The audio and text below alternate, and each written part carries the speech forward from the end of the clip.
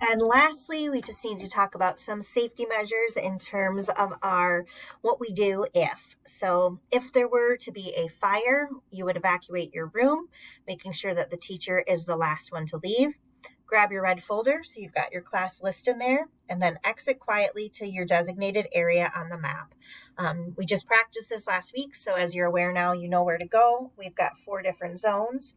You would do a head count once you safely get to your zone. If everyone is there, you just stand holding up your red folder so that the staff with the walkie knows that everyone's accounted for. If you're missing someone, you would notify the staff with the walkie so that we could communicate with the other zones to see if they went out a different door. Perhaps a student was in intervention or was in the restroom and they walked out a different door. We want to make sure we know where they are.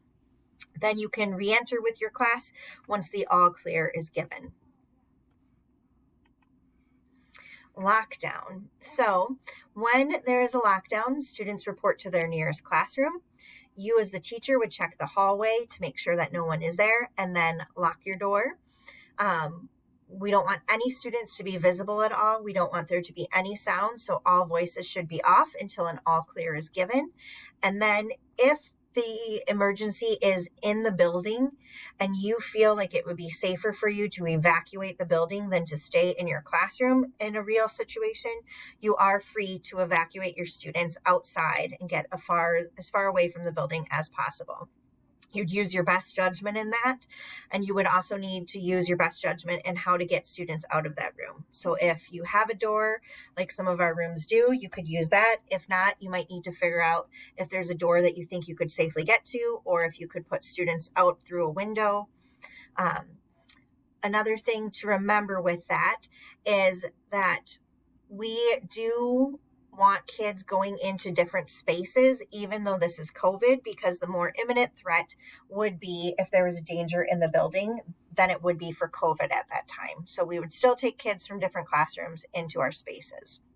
Another thing is that because our doors are currently propped open as a COVID safety measure for fighting the virus and limiting those high touch surface areas, I would just make sure each day when I come into my class that I lock my classroom door.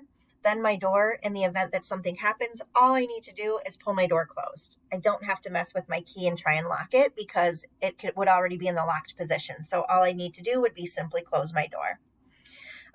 Also make sure that you pull down the blinds that are covering the window area if you have a blind, if we go into a full lockdown. There are other times when we may not have a lockdown, but we might have what we call a safety check. And so a safety check isn't a full lockdown.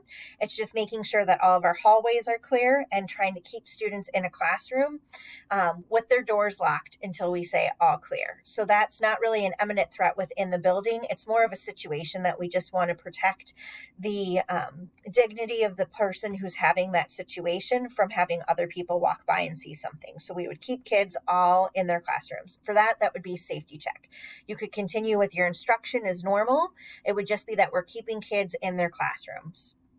And then the last one is hallways are closed. So that would be keeping kids in classrooms until the hallways are reopened. If you're outside and there happens to be a lockdown drill, if it's an internal threat to the building, then you would line up on the baseball field, which doesn't exist anymore, but that's over by the pond. If there's an outside emergency, then you would come into the building through door 9 and go into room 36, 37, 38, or 39 and follow that lockdown procedure. If you're in the cafeteria and something happens, you would lock the doors to the cafeteria. You could exit the building to the north parking lot in the event it was an internal emergency. If you're in the MPR or gym, you would just follow normal lockdown procedures because those spaces can be locked. And within the IMC, you would just report to the nearest classroom. Severe weather. So you would bring all students to the designated severe weather shelter areas, which are on the map, which is also in your red folder. So any of these sections in green are our severe weather areas. So you can see that it's the area in the hallway by the 3rd and 4th grade rooms. It's inside the IMC in those 2 internal hallways. It is the first hallway by the 1st grade rooms, and it's also room 10, which is our restore room. Teachers, again, should be the last to leave their classroom. Remember to grab your red folder. Students should face the wall with their knees and elbows on the ground and their hands over the back of their heads, and voices should be off until an all clear is given for further instructions. If we would ever need to evacuate the building in the event of there was a fire and we needed to get out of the building and away, or if there's another situation where it just wasn't safe for us to remain on site, then our evacuation site is Cross of Glory Church. So we would leave Pinewood. We would leave through that south lot, kind of. There's a crosswalk there. We can walk on a path then that takes us over to the Cross of Glory Church. Once we get there, these are where our different rooms would go into. So Miss Godey's room would report to room 12. Miss Mears' room would report to room 11. Miss Garcia's room would report to room 10. Patak's room would report to room 2. Searing's in room 3. Anderson's in room 4. Special ed can go into this space over here. Y-Care would go into room 9. All of first grade can go into what's called the social hall.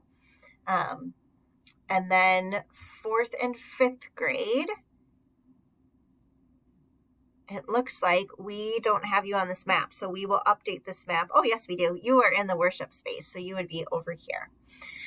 Again, we haven't had to do this at all in the past, but it's better to be prepared than not.